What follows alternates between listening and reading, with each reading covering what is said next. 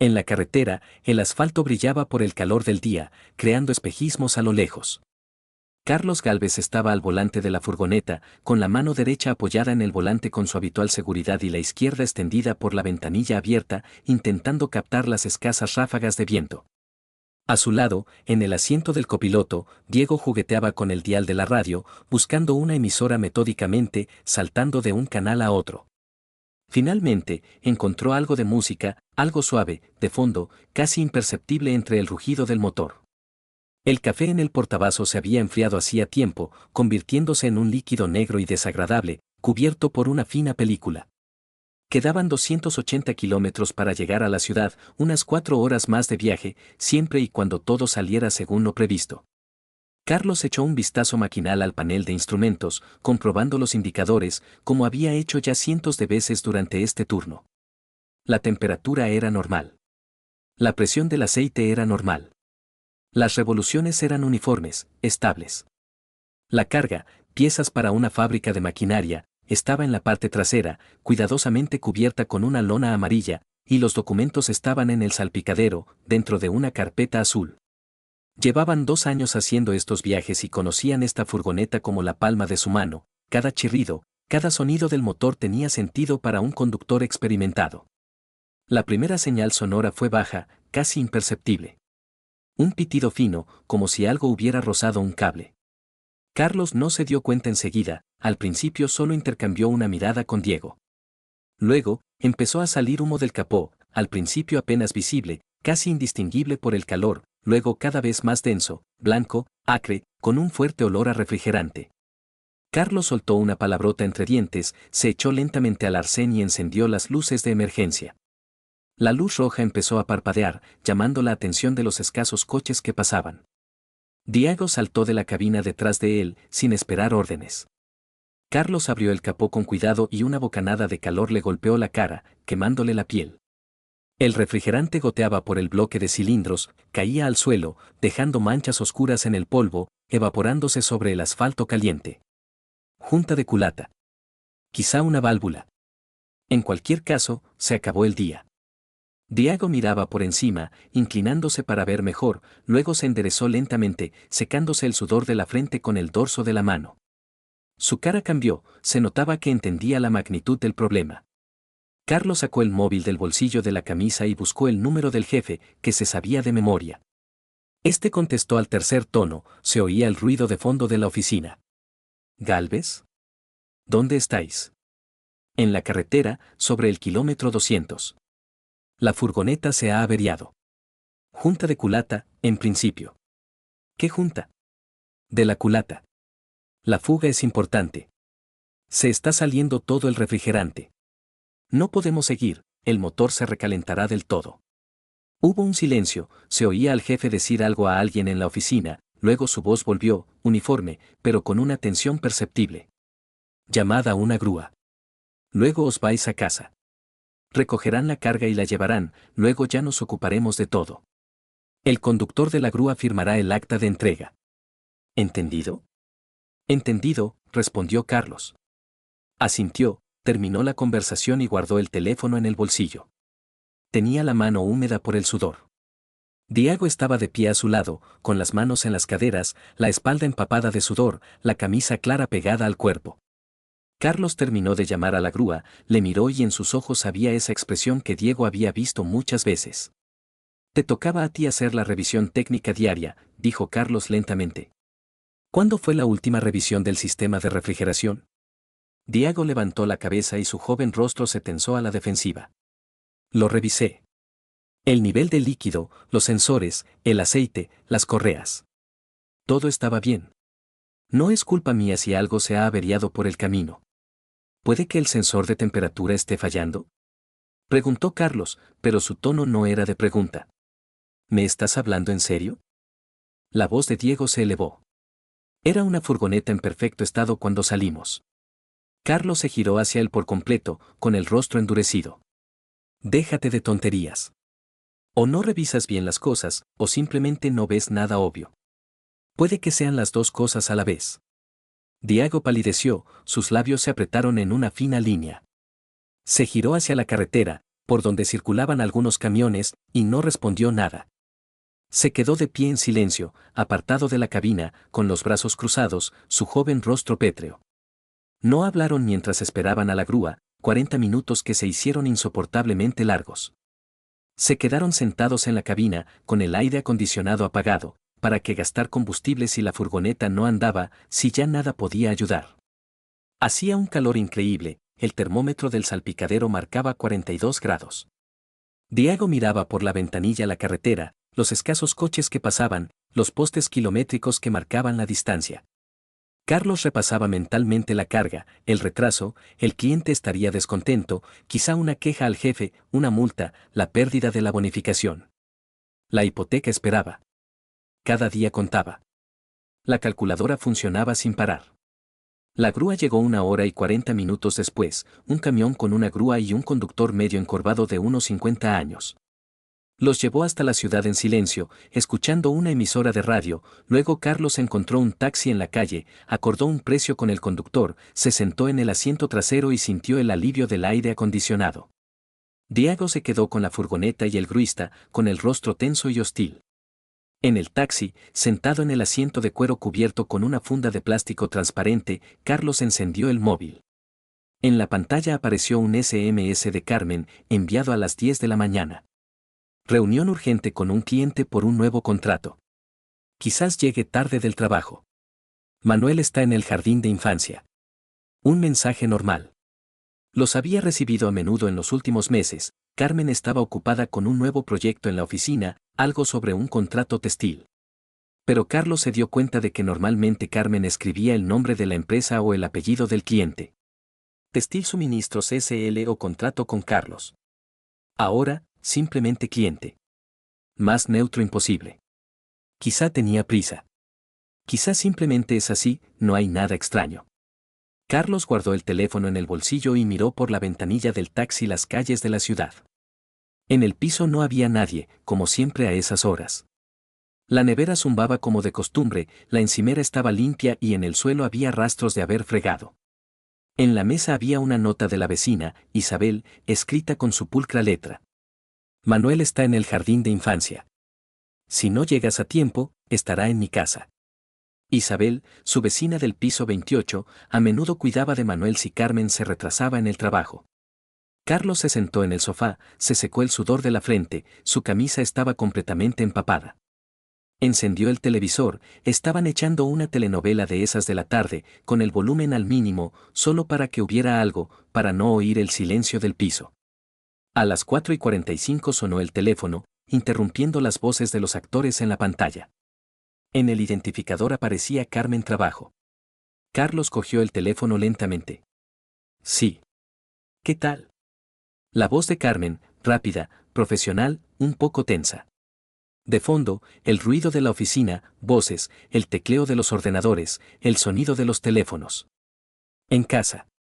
El coche se ha averiado en la carretera. La junta de la culata. Carmen emitió un sonido parecido a un suspiro de decepción o quizás de alivio. ¿Pero cómo va a ser ahora? Pues sí, se ha averiado, dijo Carlos con voz neutra. ¿Eso significa que vas a estar todo el día en casa? La pausa fue corta, pero Carlos la oyó. Carlos notó algo en su tono. Algo sutil, pero definitivamente estaba ahí. Quizás nada, quizás estaba demasiado cansado del viaje. Sí, voy a estar todo el día en casa. Vale. Volveré un poco más tarde. La reunión es dura, el cliente es complicado. Escucha, no podré llamar hasta la noche, tengo reuniones seguidas. Una tras otra. Quizás a las 4 te escriba un mensaje rápido, pero no te lo prometo. De acuerdo, Carlos oyó algo en su voz, pero no supo definir qué era. Carmen colgó el teléfono. Carlos se quedó sentado con el móvil en la mano, escuchando el tono. Nada raro. Una reunión es lo normal. Que vuelva más tarde es normal. Las reuniones son parte de su trabajo. Y, sin embargo, algo. ¿Pero qué exactamente? Quizás nada. Simplemente cansancio del viaje, del calor, de la preocupación por la carga y el retraso. A las 4 fue al jardín de infancia, recorrió el camino conocido a través del patio, pasando por los bancos donde solían sentarse las jubiladas. Allí le esperaba Isabel. El niño estaba lleno de pintura, amarilla y azul, feliz, y en sus manos sostenía un dibujo en papel grueso, una casa, un coche, un sol y, en algún lugar, una pequeña figura humana.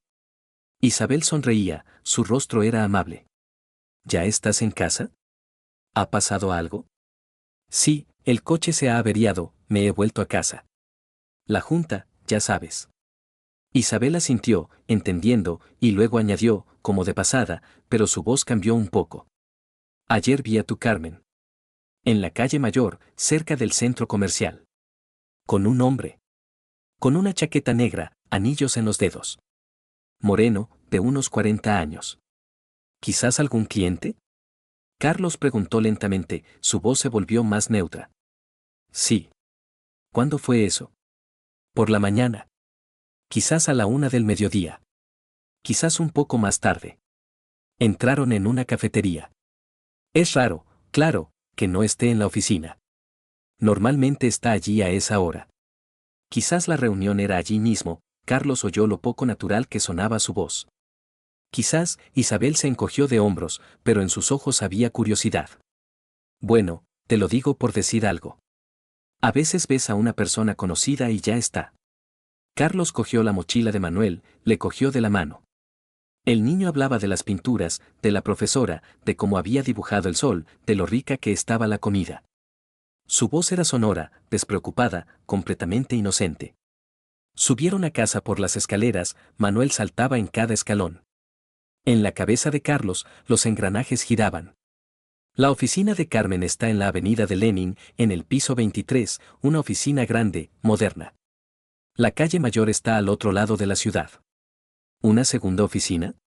¿Quizás una sucursal de la empresa? ¿Quizás la enviaron allí a una reunión?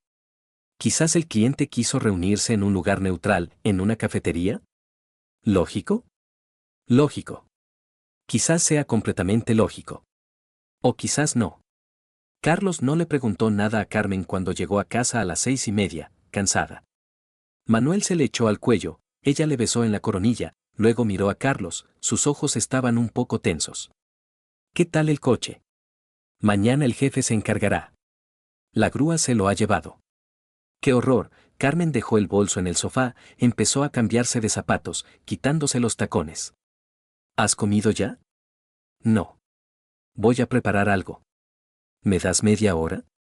Carlos asintió. No dijo nada más. Sus ojos la seguían mientras ella se movía por el piso, mientras preparaba la cena, mientras hablaba con Manuel. Esa noche cenaron como siempre, en silencio, solo se oían los sonidos de los tenedores, las cucharas, la masticación. Carmen contaba cosas sobre la reunión con el cliente del contrato, un contrato textil, algunos suministros, plazos, nuevos requisitos. Carlos escuchaba, asentía en los momentos oportunos, comía. Manuel estaba sentado a su lado, charlando sobre el jardín de infancia, sobre las pinturas, sobre cómo había dibujado el sol, sobre los profesores. Su voz era melodiosa y feliz.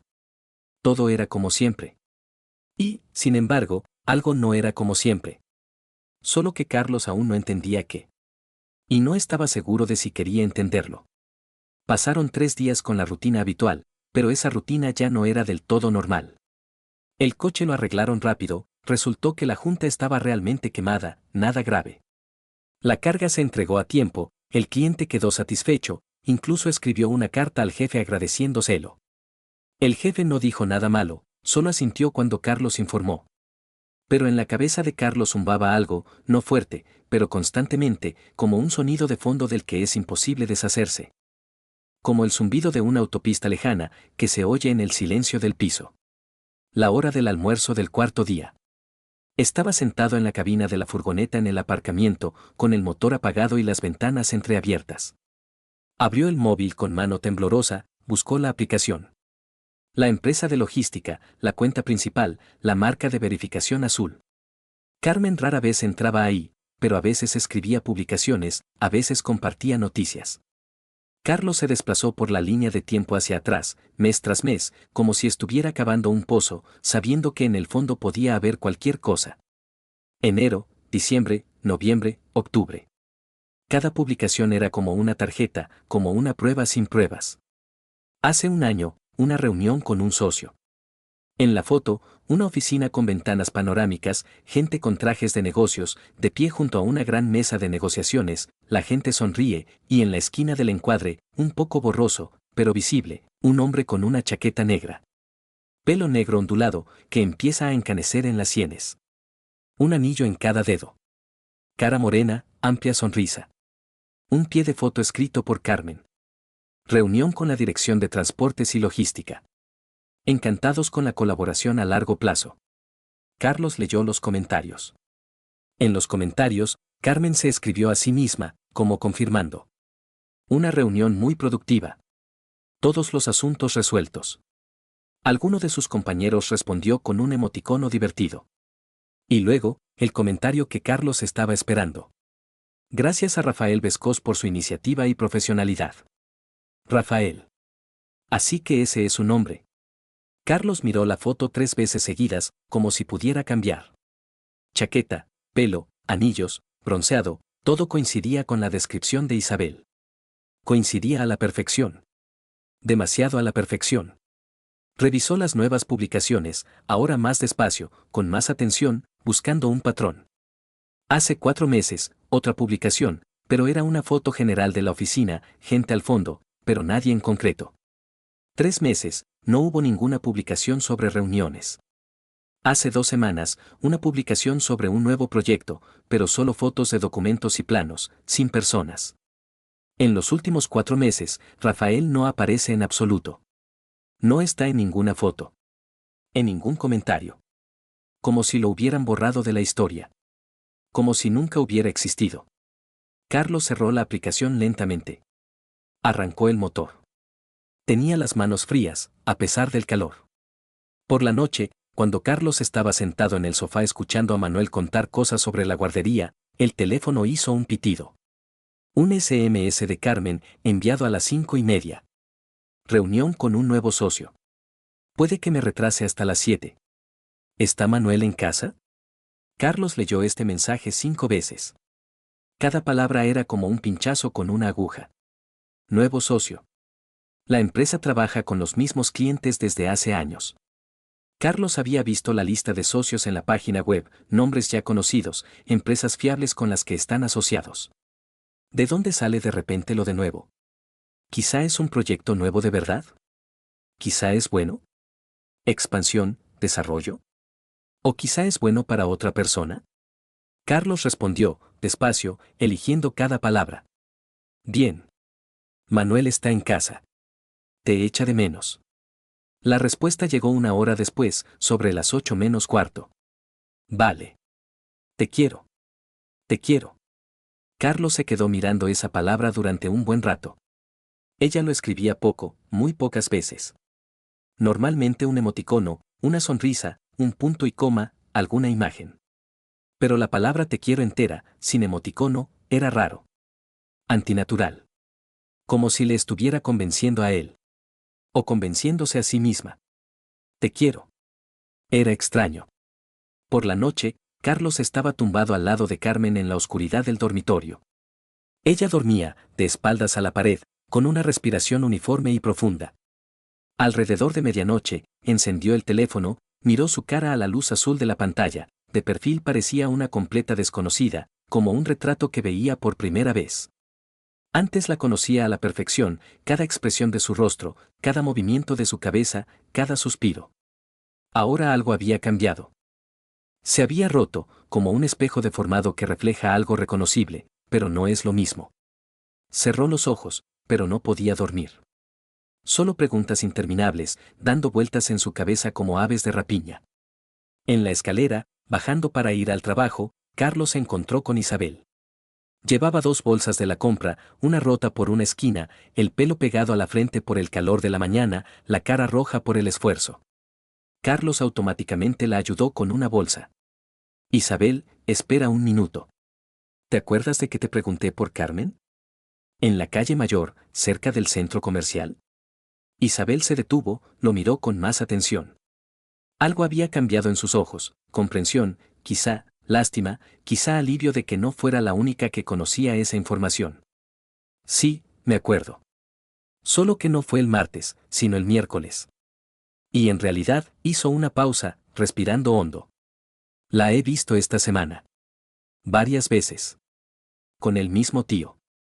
Carlos sintió como algo se tensaba en su pecho, como una cuerda que alguien está tirando lentamente. ¿Varias veces?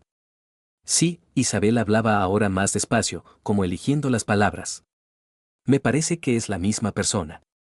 Lo reconocí. Una vez fue el lunes, la segunda el miércoles, luego otra vez, hizo una pausa.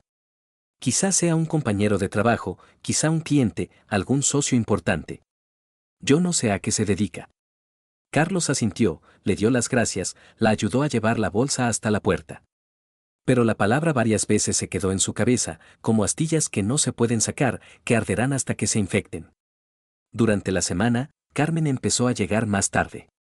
Las 7:30, a veces incluso las 8 menos cuarto. Antes, hasta hace poco, llegaba a las 6:30, como muy tarde a las 7. Carlos preguntó por casualidad, durante la cena, cuando Manuel ya estaba durmiendo. ¿Por qué se alargan tanto las reuniones? Carmen estaba comiendo ensalada, sin levantar la vista del plato. Sí, hay nuevos socios. Muchas preguntas. Hay que coordinarlo todo. Hay una cantidad enorme de trabajo. Su voz era uniforme, pero había algo tenso, tirante. Como una goma elástica estirada al máximo, a punto de romperse. Sus mandíbulas se movían más despacio de lo normal. Masticaba durante más tiempo. ¿Por mucho tiempo? Preguntó Carlos. No lo sé, por fin lo miró, pero sus ojos estaban como vidriosos, ausentes. Quizá un mes. Quizá más. Un mes. Era mucho tiempo. Carlos preguntó por casualidad, durante la cena, como sin querer. Oye, ¿cuáles son los datos bancarios de vuestra empresa? Necesito enviar algo al banco. ¿Me los puedes escribir? Carmen masticó, luego tragó lentamente. Algo brilló en su cara, quizá miedo, quizá cautela.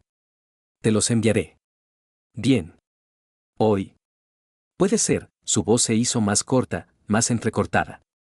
Pasaron 3 días. No hubo datos bancarios. Carlos se lo recordó con indiferencia, como si se hubiera olvidado, pero sin olvidarlo. ¿Los datos bancarios, te acuerdas? Carmen se arregló el pelo, lo miró fugazmente. Se me olvidó. Te los enviaré mañana. No los envió mañana. No los envió pasado mañana. Él no volvió a preguntar. Simplemente dejó de preguntar. Son solo números. Cuenta, código de ruta, BIC, no significan nada, solo información que está disponible para cualquiera que trabaje en la empresa. ¿Quizá simplemente se olvidó? ¿Quizá le da pereza? ¿Quizá estaba esperando a que él dejara de preguntar? ¿O quizá no quiere que él tenga esa información, no quiere que empiece a llamar a su empresa, no quiere que lo compruebe? Porque eso significa algo. Significa mucho. Carlos entendía que algo no iba bien. Pero que exactamente, no lo sabía, y eso era peor que saberlo. ¿Quizá de verdad está saliendo con un nuevo socio? Quizá es solo trabajo, un proyecto serio, y todo lo demás es solo su imaginación, la paranoia de un tío cansado, que está harto de trabajar, harto de preocuparse por el dinero. ¿Quizá solo necesita un descanso? Podría preguntárselo directamente. Carmen, ¿quién es Rafael Vescós? Lo he visto en una foto de la empresa. Lleva una chaqueta negra, muchos anillos, está moreno, tiene unos 40 años. ¿Es tu nuevo socio? ¿O quizá es algo más? Pero si ella responde. Es solo un compañero, un socio de negocios, ¿por qué me estás espiando? Es que no confías en mí, entonces quedará como un idiota. Un idiota celoso, paranoico y controlador. Y ella se sentirá herida. Por la sospecha. Por la desconfianza. O simplemente se enfadará y se cerrará aún más. Quizá es mejor no saberlo. Quizá es realmente solo trabajo, un proyecto serio, y lo que tiene que hacer es no meterse, no estropear la relación por tonterías. Carlos no lo sabía. Y esa ignorancia era peor que la muerte. Por la noche no durmió durante horas. Estaba tumbado junto a Carmen en la oscuridad, escuchando cómo respiraba, su respiración era tranquila, uniforme, la de una persona dormida. Y pensaba. Si es verdad lo que sospecha, si es realmente lo que teme, ¿qué pasará después? ¿Divorcio? ¿Abogado? ¿El piso por el que está pagando la hipoteca desaparecerá? ¿El coche se irá para mantener su nueva vida? ¿Manuel vivirá con ella o con él? ¿Los fines de semana? ¿El colegio? ¿O lo perderá todo de golpe y lo echarán de su propio piso? ¿O quizá todo esto es un error? ¿Quizá se está volviendo loco? ¿Quizá es solo trabajo y está viendo cosas que no existen? Carlos no sabía la respuesta. No la sabía y tenía miedo de saberla. A su lado, Carmen se removió, luego se calmó, su mano se posó sobre su pecho. Calor. Un calor familiar, conocido, casi como antes, cuando eran felices, o, quizá, cuando a él le parecía que eran felices. Pero ya no creía en el calor. El calor podía ser un engaño. El calor podía ser una máscara. En el trabajo, el jueves, Carlos habló con Diego. Estaban cargando un nuevo cargamento, cajas que había que colocar en un orden determinado. Diego seguía callado, entre ellos quedaba una tensión, invisible, pero pesada, desde la avería del coche. Pero trabajaban juntos, en silencio, con eficacia. Carlos preguntó con indiferencia, como si estuviera pensando en otra cosa. Diego, ¿tú alguna vez has dudado de alguien? De los tuyos, quiero decir. De la gente cercana. Diego se quedó paralizado con una caja en las manos, luego la colocó lentamente en la estantería, sin prisa. Se giró hacia Carlos. ¿En qué sentido? Bueno, has notado que alguien miente, pero no estás seguro. Y no quieres preguntar, porque quizá te equivocas. Y quizá les ofendes en vano. Diego lo miró largamente, con tristeza, con comprensión. Tío, si dudas, lo más probable es que haya algo. Su voz era tranquila, cansada, como la voz de alguien que ya ha pasado por eso. La gente tiende a creer en su intuición. Aunque no quieran creer. ¿Intuición? Pero puede haber un error. Puede. Pero la intuición no es una casualidad. Es cuando ves cientos de pequeños detalles y tu cerebro los junta, aunque tú mismo no los veas. Ves el resultado. No la cabeza, que decide. La intuición. La cabeza miente, la intuición no. Carlos asintió, colocó la siguiente caja. Pero las palabras de Diego se quedaron con él, vibrando en su pecho como una cuerda. La intuición decía una cosa. La razón, otra muy distinta. El corazón, una tercera. De camino a casa el viernes, Carlos decidió desviarse hacia el centro de la ciudad. Condujo lentamente por la calle mayor, mirando los edificios, las tiendas, las oficinas, la gente en las calles. ¿La segunda empresa de logística? ¿La oficina está en esta calle? ¿O es un lugar completamente diferente? ¿Quizá la cafetería donde se reunían? No sabía la dirección. Nunca se la había preguntado a Carmen. Nunca se había interesado lo suficiente por su trabajo como para saber esos detalles. Quizá ese fue su error. Carlos dio la vuelta lentamente, miró por el espejo retrovisor y se fue a casa. No encontró nada. Nada había cambiado. Carmen llegó a las 7 en punto. Manuel se le echó al cuello, chilló de alegría, la besó en la mejilla, en la frente, le contó su día a toda velocidad. Ella lo besó, sonrió, pero su mirada estaba en algún lugar lejano, en un lugar donde no estaba su familia. ¿Qué tal? Le preguntó a Carlos, dejando el bolso, descalzándose. Bien. Entregamos el cargamento. Ella asintió y se fue al dormitorio. Carlos oyó cómo crujía la cama, cómo se tumbaba, cómo suspiraba. Tenía el teléfono en la mano, vio la luz azul de la pantalla. Oyó cómo sus dedos se deslizaban por el cristal, rápido, con diligencia. Carlos estaba en la cocina, preparando la cena, y sintió como algo dentro de él se enfriaba. Lentamente, pero implacablemente. Como si algún mecanismo se hubiera activado en su interior y hubiera empezado a succionar todo el calor, toda la confianza, toda la fe en lo que antes parecía inquebrantable. No sabía qué hacer. Pero sabía que tenía que hacer algo. Y la pregunta ya no era ¿puede ser verdad? La pregunta era, ¿qué voy a hacer con la verdad cuando la sepa? Carlos se despertó a las 4 de la mañana y no volvió a dormirse. Estaba tumbado en la oscuridad del dormitorio, escuchando cómo dormía Carmen, su respiración era tranquila, profunda, la respiración despreocupada de una persona que duerme sin remordimientos. Miraba su silueta en la penumbra, cómo se levantaba y bajaba su pecho, el pelo esparcido por la almohada. Luego se levantó con cuidado para no despertarla. Fue al baño, encendió la luz brillante e implacable de la lámpara del techo. Se lavó la cara con agua fría, fría hasta el dolor, hasta que se le entumeció la cara.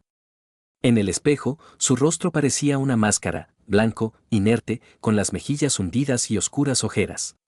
Carlos miró su reflejo durante mucho tiempo, como si lo viera por primera vez, como si viera a un hombre que está a punto de romperse en pedazos. Luego abrió el grifo, dejó correr el agua caliente, se lavó la cara de nuevo, con agua caliente, hasta que se le puso la cara roja. Tomó una decisión. No fue algo repentino, ni de un instante. La decisión maduró durante toda la noche, como un absceso que finalmente revienta. No puede seguir viviendo en la incertidumbre. No puede seguir viviendo en este lodazal de sospechas y miedo. Cada hora en esta incertidumbre es un veneno que lo envenena lentamente, lo corroe por dentro, lo destruye célula a célula. La verdad puede ser horrible. Pero la mentira es una muerte lenta. Carlos Gálvez regresó al dormitorio, miró a Carmen, que estaba durmiendo, luego fue a la cocina y se sirvió un vaso de agua. La bebió mirando por la ventana a la ciudad, que aún dormía. Por la mañana, Carlos le dijo a Carmen: «No me siento muy bien. Me duele la cabeza.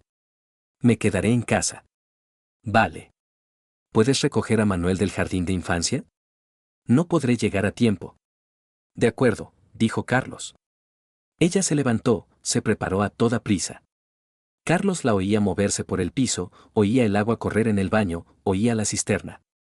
Luego entró en el dormitorio, donde Carlos estaba tumbado, con la cara hacia la pared y los ojos cerrados.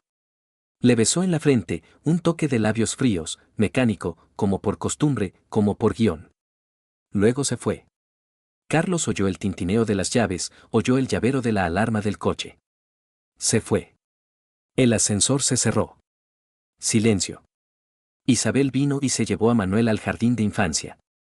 Un poco más tarde, Carlos se levantó, encendió la luz, miró el reloj. Las 8:35. Se vistió metódicamente, eligiendo ropa neutra, nada llamativo, nada que destacase. Aparcó el coche a 200 metros de la oficina central de la empresa, en una calle lateral donde no llamaba mucho la atención, pero desde donde se veía la puerta principal del edificio. Encendió el aire acondicionado, solo para que hubiera ruido, para no oír sus pensamientos. Se sentó y esperó. Tenía las manos en el volante, pero le temblaban, así que las puso sobre las rodillas. Exactamente a las 9:30, ella entró en el edificio de al lado. Un vestido negro que antes solo se ponía para las citas. Carlos recordaba cuando lo había comprado, hacía 7 años, antes de la boda. El pelo peinado a la perfección, cada rizo en su sitio. Maquillaje, no el maquillaje de todos los días, sino maquillaje de noche, de fiesta.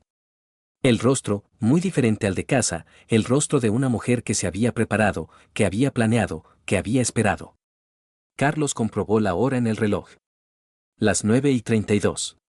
10 minutos. 15. El reloj hacía tic-tac en el coche, fuerte, insistente, como un latido. Ella no salía. Carlos miraba la puerta de entrada, esperando que volviera, que dijera que se había olvidado algo. Que era una broma. Pero la puerta permanecía cerrada. 20 minutos. Y ahí está. La puerta es de cristal, automática, se abre con un siseo. Carmen sale del edificio, y detrás de ella, muy cerca, un hombre. Chaqueta negra, cara, bien cortada. Pelo negro ondulado, que empieza a encanecer en las sienes. Un anillo en cada dedo. Rostro bronceado, atractivo, el rostro seguro de un hombre que sabe que todo le está permitido. Rafael. Rafael Bescós. Caminan uno al lado del otro, pero no demasiado cerca. A la distancia suficiente para no parecer una pareja desde fuera, para parecer compañeros que hablan de trabajo. En la calle. Abiertamente. Como si fuera algo profesional, como si no fuera nada. Pero no era profesional. Era demasiado cauteloso, demasiado teatral, demasiado calculado. Los profesionales no caminan con esa expresión en la cara. Los profesionales no se miran como se miraban Carmen y Rafael. Carlos encendió el motor y salió del coche. Lo siguió a distancia, manteniéndose detrás de 2 filas de coches aparcados, utilizando a la gente de la calle como cobertura. Su corazón latía tan fuerte que temía que todos lo oyeran. Carmen y Rafael se alejan de la avenida, se dirigen al paseo marítimo. Entran en un complejo residencial de lujo en el paseo marítimo, un edificio alto, de arquitectura moderna, ventanas de cristal, seguridad. Entran en el portal a través de la puerta de cristal, Rafael introduce un código, la puerta se abre. Entran en el vestíbulo, y Carlos ve cómo se dirigen al ascensor, ve cómo se pulsa el botón, ve cómo se cierran las puertas del ascensor y desaparecen. ¿Pero qué hacer ahora? Hay seguridad en el vestíbulo, cámaras de vigilancia, no puede entrar allí como si nada. Pero ya ha visto suficiente. Ha visto lo suficiente para entender, ha visto lo suficiente para saber. Volvió a aparcar el coche en una plaza para residentes, puso el despertador en el móvil. Se puso a esperar. El tiempo se arrastraba como un animal herido. Cada minuto se hacía eterno, cada segundo era una eternidad. Carlos miraba la puerta de entrada, los coches que pasaban, la gente de la calle que vivía su vida normal, sin saber que el mundo acababa de derrumbarse. A una anciana que paseaba con su perro. A un repartidor que traía una pizza. A un gato, negro y atigrado, que dormía en el capó de un coche aparcado al lado, sin preocuparse por nada. A las 4 en punto salieron. Carmen sale primero, se arregla el pelo, como si acabara de despertarse, como si necesitara recomponerse. Su vestido está arrugado por un lado, donde ha estado presionado por un cuerpo. Rafael va detrás de ella, la besa en la mejilla, un toque largo, tierno, que dice que no es la primera vez. Ella se ríe, una risa sonora, viva, llena de alegría, llena de vitalidad. Una risa que Carlos no había oído en muchos años, una risa que era prerrogativa de otro hombre. Ella se subió a un taxi que él había llamado por teléfono, y se marchó. Se despidió con la mano. Rafael se quedó en la calle, encendió un cigarrillo. Miró el teléfono, leyó algo, sonrió, luego volvió al edificio, con la seguridad de un hombre que sabe que volverá allí mañana, y pasado mañana, y todos los demás días, porque nadie lo detendrá. Carlos se quedó inmóvil, con las manos en el volante, las uñas clavadas en la piel. Ya está. Lo sabe. Se acabó el tiempo de las dudas. Se acabó el tiempo de la incertidumbre. Ahora simplemente lo sabe. Sabe la dirección de la casa, Paseo Marítimo, número 8. Sabe el nombre, Rafael Bescós, 42 años, según las redes sociales, según la información pública, según todas las fuentes. Sabe que duró exactamente 4 horas y 53 minutos. Carlos grabó todo mentalmente, lo grabó a fuego en su memoria, como un grabado en piedra. Cada cifra, cada nombre, cada dirección. Lo repitió para sí mismo varias veces, como una oración, como un conjuro. Luego arrancó el motor y se fue a casa. Conducía despacio, respetando todas las normas de circulación, como un hombre inocente. En los semáforos miraba hacia otro lado, escuchaba la radio, en la que un cantante cantaba sobre el amor. Llegó a casa. Entró en el piso. El piso estaba vacío y silencioso. Carlos fue al salón. Se sentó en un sillón enorme y cómodo que habían comprado juntos hacía 3 años. Se acomodó, estiró las piernas. Miraba la televisión apagada, su sombra en la pantalla negra. Esperaba. Carmen llegó a las 5:30. Roja por el sol, por los movimientos en el taxi, por lo que había pasado, por lo que sentía. El pelo peinado de otra manera, porque no se puede llegar a casa después de eso, no se puede llegar con las huellas de manos ajenas en el pelo. Un vestido distinto al de la mañana, completamente diferente, porque el vestido viejo está arrugado. Se había cambiado en el camino, en el baño de algún café o tienda, lo había rehecho todo para volver a ser ella, para volver a su papel de esposa. Abrió la puerta de entrada, entró en el piso, se quitó los zapatos, dejó el bolso y vio a Carlos en el sillón. Carlos la miraba, sin levantarse, sin moverse, solo miraba. En su cara apareció el susto.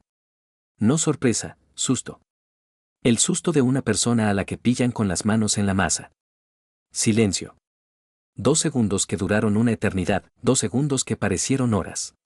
Carlos habló con calma, con voz firme, como una piedra, como hielo. Hola. ¿Qué tal la reunión con el cliente? Carmen palideció tanto que Carlos vio cómo se volvía como de cera. Abrió la boca, la cerró. Luego la abrió de nuevo. No respondió nada, solo se quedó de pie en el recibidor, como un maniquí, como una figura de cera. Carlos se levantó del sillón lentamente, muy lentamente, como si cada movimiento le costara una fuerza enorme, como si su cuerpo pesara 1000 kilos. Me pregunto qué cliente vive en un piso del paseo marítimo, preguntó con calma. Octavo piso, creo, el piso. Quizás es una filial de la empresa. O tal vez el nuevo socio, Rafael Vescós, tiene unos apartamentos privados para reuniones de negocios. Carmen abrió la boca, pero no salió nada. Luego susurró. ¿Me has estado siguiendo? Su voz era temblorosa, asustada, la voz de una delincuente atrapada. Carlos respondió. Solo he descubierto la verdad. Y eso es lo importante. Carmen se desplomó en el sofá, como si le hubieran fallado las piernas, como si de repente hubiera perdido la capacidad de mantenerse en pie. Empezó a sollozar, no por arrepentimiento, no por remordimiento, sino por pánico, por instinto de supervivencia. Su cuerpo se estremecía, como si una corriente eléctrica la atravesara. La boca se abría en gritos silenciosos, luego lágrimas, luego un grito de desesperación real, animal. No puedo. Gritaba, con la voz rota, histérica. No podía más. Llevo muchos años sentada en casa. Con Manuel. Día tras día, habitación, cocina, guardería, casa. Quería vivir. Quería sentirme viva. No podía seguir siendo una sombra. Carlos la miraba sus sollozos y no sentía nada. Nada. Ni simpatía, ni lástima, ni ira. Solo vacío. Solo querías tirártela con Rafael. Dijo. No solo eso. Carmen se levantó de un salto del sofá, el pelo le cayó sobre la cara, un pelo en el que quizás aún quedaba el cuidado de sus manos. Quería atención. Quería que alguien me mirara como a una mujer, no como a una máquina de cocinar, limpiar y tener hijos. Su voz era histérica, rota, la voz de una persona que se había guardado esto demasiado tiempo. Yo te miraba, dijo Carlos en voz baja. No. Gritó Carmen, y la saliva le salpicaba de la boca. Mirabas a través de mí. Te ibas a trabajar a las 6 de la mañana, volvías a las 10 de la noche, dormías a mi lado, pero no me veías. No veías que me estaba muriendo. Que me asfixiaba en este piso, en esta vida, en esta jaula. Su voz era histérica, llena de dolor, llena de todo lo que se había guardado. Carlos no respondió. No discutió. No se defendió. En lugar de eso, se levantó en silencio y se fue al dormitorio. Abrió el armario, empezó a recoger metódicamente sus cosas. Cogió camisas, pantalones, calcetines, ropa interior, los metió en una bolsa de deporte. Sus movimientos eran lentos, seguros, como los de una persona que sabe lo que hace. Carmen corrió tras él, su voz era histérica, llena de pánico. ¿A dónde vas? ¿A dónde te vas? Carlos. Carlos no se giró, siguió recogiendo, sin prisas, sin agobios. Solo seguía. Me voy, dijo en voz baja. No. Gritó Carmen, agarrándole de la manga. Carlos, espera. Hablemos. Yo, voy a terminar con él. No lo volveré a hacer. Lo prometo. Yo, no sé qué me pasó con él, yo. Carlos cerró la bolsa, cerró la cremallera lentamente. Se giró hacia ella. Su cara era fría, como una piedra, como metal, como algo inanimado. Mañana vendré con un abogado. Firmarás el divorcio. Manuel se queda conmigo. De todos modos, tú quieres libertad. Carmen gritó, jadeó, su voz se volvió inhumana. No puedes hacer eso. Él es solo mío. También es mi hijo, dijo Carlos con calma. Y estará conmigo, porque soy el único que lo va a querer, no a lamentar el tiempo que dedica a él. Carmen gritó como un animal herido. Lo quiero. Lo quiero. No tienes derecho. Carlos. Te quieres a ti misma. Todo lo demás es polvo. Haces el papel de madre cuando te conviene, cuando no compite con tus deseos. Y cuando compite, te eliges a ti misma. Se dirigió a la puerta del dormitorio y Carmen le agarró de la manga. Espera. Espera, por favor. Su voz era suplicante, desesperada. Podemos hacer algo. Puedo cambiar esto.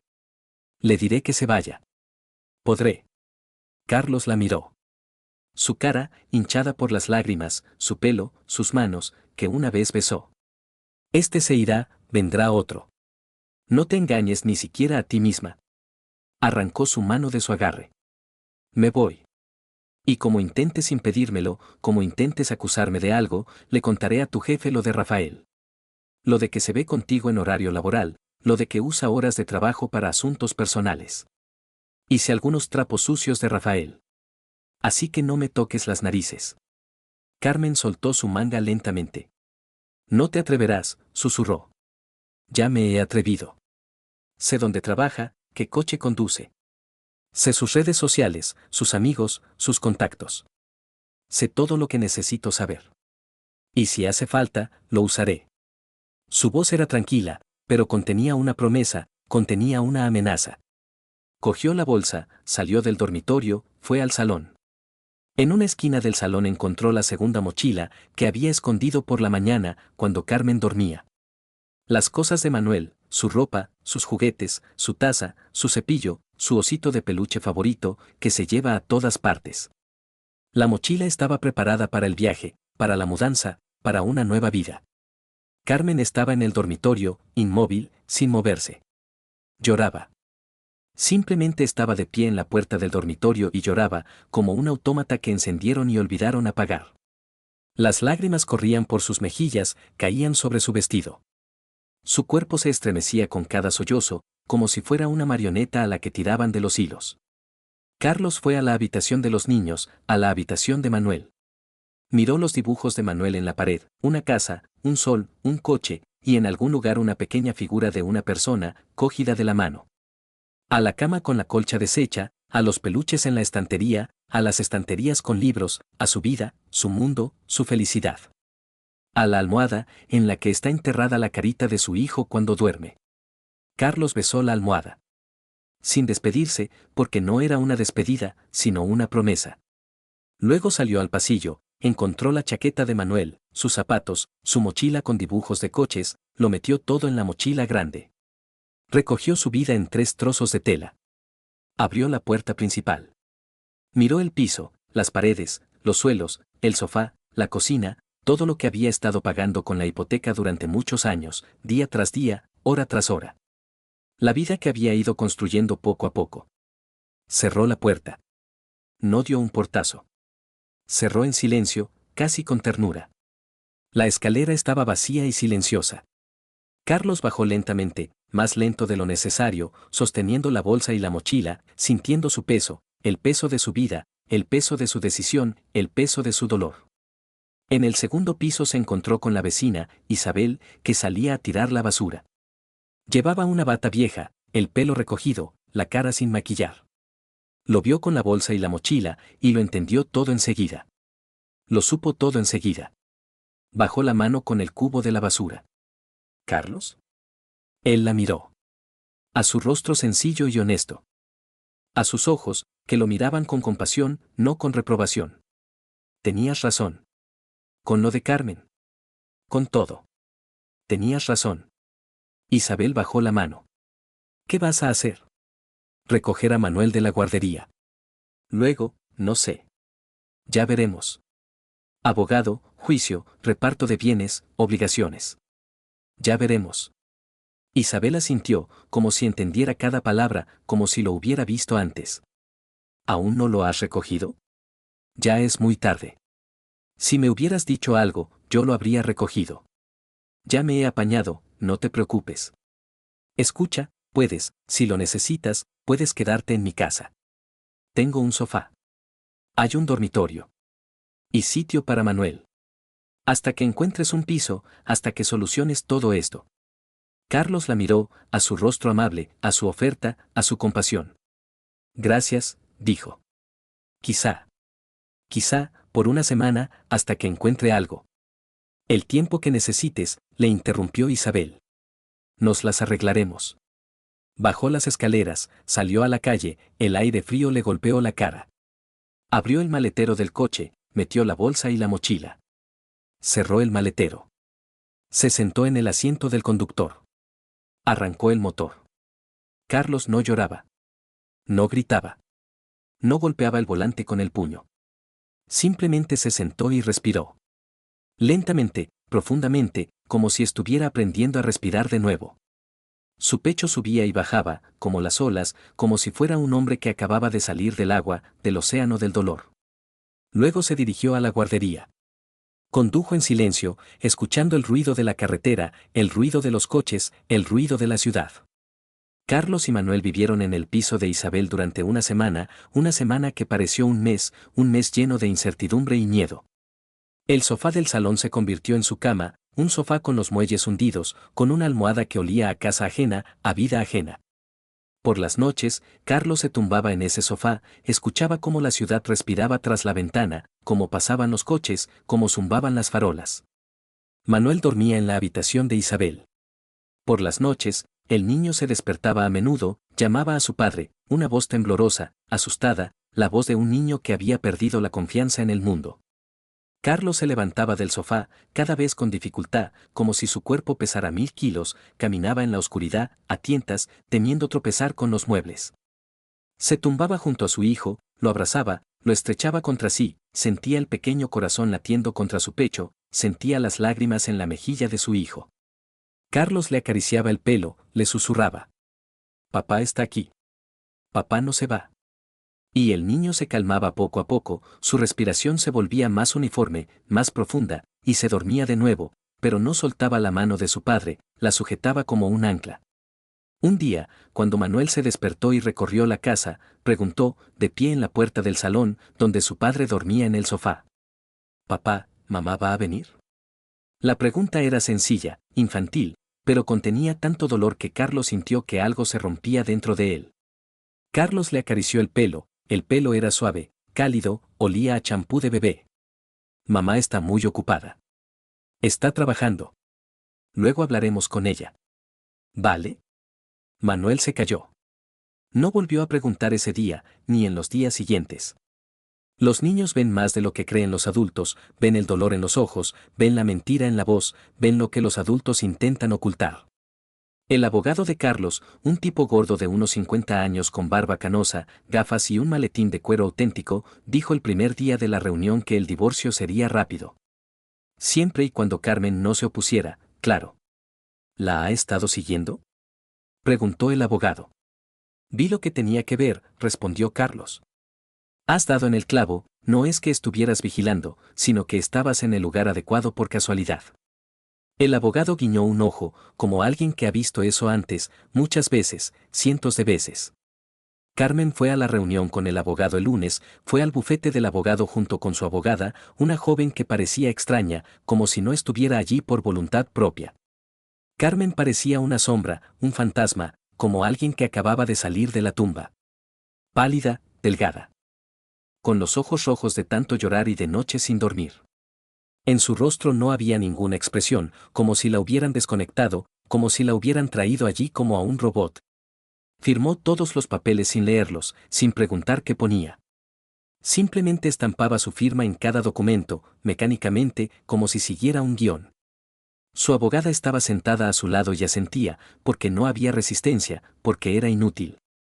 El martes, Carmen fue a trabajar, como siempre, como si nada hubiera pasado, como si su vida no se hubiera desmoronado.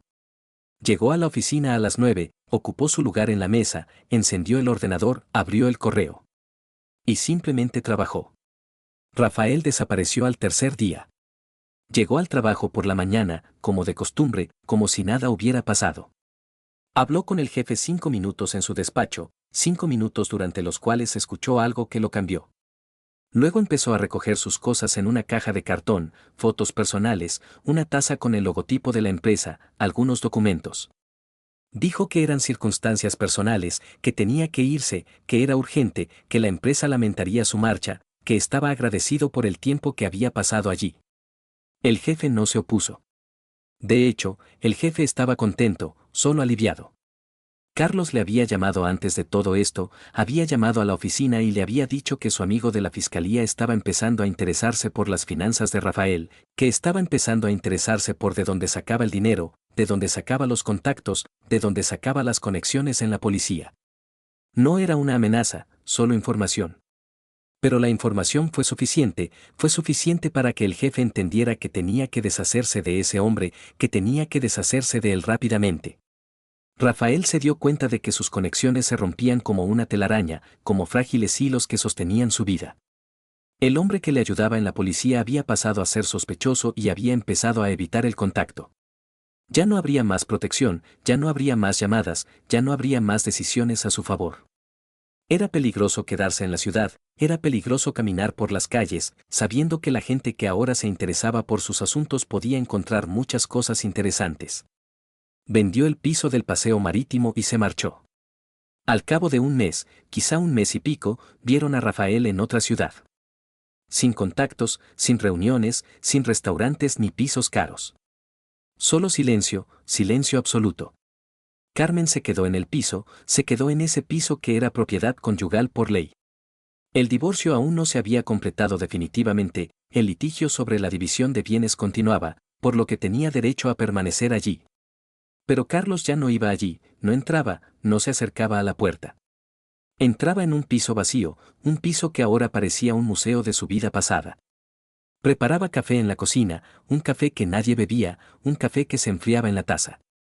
Miraba las paredes, los suelos que había pintado hacía un mes, cuando pensaba que allí estaría su nueva vida, su nuevo amor, su nueva felicidad. La cama donde había dormido con Carlos durante muchos años de vida normal, muchos años que parecían una eternidad hasta que ella los destruyó. 2 meses después, fue al juicio de división de bienes. La jueza, una anciana de pelo canoso y ojos fríos, escuchó los argumentos de los abogados. El abogado de Carlos habló de la necesidad de garantizar los intereses del niño, habló de que el padre proporcionaba vivienda y comida, habló de que la madre había incumplido sus obligaciones familiares. La abogada de Carmen habló de igualdad de derechos, habló de que no era un caso penal, habló de justicia. Pero su voz sonaba débil, como la voz de alguien que sabe que está perdiendo. La jueza dividió los bienes. El piso fue para Carlos. El coche, los ahorros, todo se dividió por la mitad. Pero, por ley, Carmen estaba obligada a pagar parte de la hipoteca y a pagar la pensión alimenticia. Carmen se mudó. Sus deseos se hicieron realidad.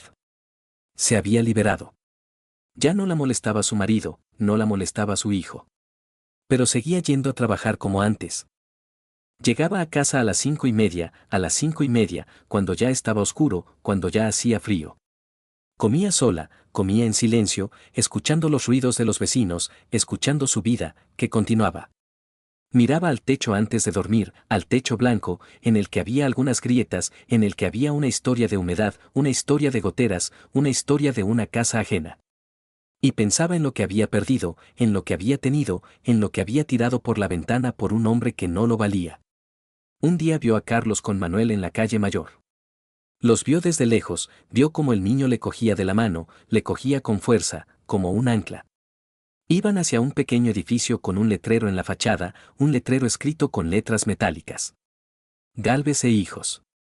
En la ventana estaba escrito con pintura negra. Reparación de automóviles. La ventana estaba sucia, pero a través de la suciedad se veían herramientas nuevas, equipos nuevos, un nuevo comienzo. Manuel se reía como no se había reído antes. Carlos miraba a su hijo y sonreía, una sonrisa de verdad que Carmen no veía desde hacía años, una sonrisa de verdad que salía de dentro, que era auténtica, que era felicidad. Ella se dio la vuelta y siguió caminando, siguió por la calle, porque no podía mirar, porque no podía ver lo que había perdido. Carlos abrió el taller después del divorcio, durante un tiempo, estuvo trabajando para un mecánico conocido. La pensión alimenticia y la mitad de la hipoteca que pagaba Carmen contribuían significativamente a su presupuesto. A Carlos incluso le sorprendió que, tras la marcha de Carmen, el dinero apareciera de repente. Alquiló un pequeño local en el sótano de un edificio, con 2 elevadores que compró a plazos, una estantería con herramientas que ocupaba toda una pared, un banco de trabajo a lo largo de otra pared y una iluminación tenue, pero funcional. Además, Isabel le prestó dinero para el alquiler y los gastos iniciales, dinero que había ahorrado durante años, dinero que le dio sin recibo, sin condiciones, sin preguntas. Simplemente se lo dio, porque veía que él podía, porque veía que él intentaba vivir. El primer mes fue duro, un mes lleno de dudas y miedos. Había pocos clientes, los encargos llegaban lentamente y el dinero se iba rápido. Pero Carlos trabajaba cada día, trabajaba sin preguntar, sin quejarse, sin detenerse. Manuel a veces se sentaba en una esquina del taller, en una silla vieja, y dibujaba coches, garajes, a su padre con una llave inglesa en la mano, a su padre arreglando el mundo. Al cabo de 3 meses, empezaron a ganar lo suficiente como para empezar a saldar la deuda con Isabel. La gente oía hablar del taller por conocidos, por amigos, por personas que estaban agradecidas por el buen trabajo, por los precios honestos, por un hombre que no engañaba. Al cabo de 6 meses, Carlos le devolvió a Isabel la mitad de la deuda, la mitad de la suma que ella le había dado en su momento. Al cabo de 1 año, había saldado toda la deuda. Abrieron una pequeña cuenta en el banco, una cuenta para la empresa. Gálvez e Hijos, ahora era una realidad, y no solo un letrero en la ventana, ahora era un negocio, ahora era su vida. Por la noche, cuando Manuel dormía en el sofá de la oficina del taller, arropado con una manta que le había regalado Isabel, Carlos e Isabel estaban sentados junto a la ventana. En la calle era otoño, un otoño con hojas amarillas que caían lentamente, como nieve, un otoño con farolas que brillaban con luz amarilla, calentando al menos emocionalmente. Isabel miraba a Carlos, su rostro, sus manos, que estaban llenas de aceite y suciedad por el trabajo. «Sabes, estoy orgullosa de ti», dijo ella con calma. Carlos la miró a ella, a su rostro, que era amable, que era honesto. «¿Y qué he hecho yo?», preguntó él. «Te caíste, pero no te rompiste. No te vengaste de ella, empezaste a cuidar del niño. Eres un hombre de verdad». Carlos tomó su mano, que estaba fría por el aire de la noche. Se quedaron sentados en silencio, sentados en la tranquilidad del taller. Sobre la mesa había una taza con té frío, té que habían preparado hacía unas horas. En el taller zumbaba el frigorífico. Zumbaba como un ser vivo. En la estantería había llaves inglesas, destornilladores, martillos, piezas metálicas, todo lo necesario para arreglar coches, para arreglar la vida. Una vida normal. Sencilla. Una vida que era honesta, que era difícil, que era suya. Y eso era suficiente.